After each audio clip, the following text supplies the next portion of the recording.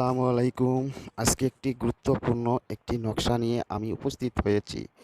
গৃহত্যাগী বা ঘর ছাড়া ব্যক্তিকে আকর্ষণ।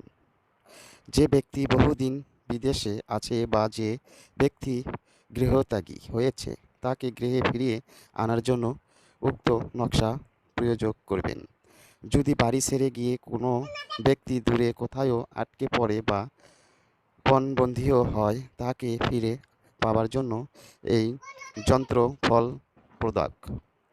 ওজনপত্রের উপরে কুল শাখার কলম ও কালো কুকুরের রক্ত দ্বারা যন্ত্রটি লেখে ধূপ দ্বীপ দেখিয়ে কোনো কুকুরের গলায় বেঁধে দিবেন।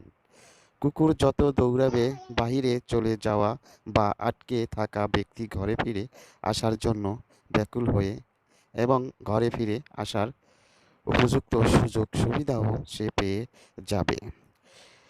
বন্ধুরা, কখনো নাজায়েজভাবে কাজটি করলে বিপরীত ক্ষতি হলে চ্যালেঞ্জ দায়ী থাকবে না।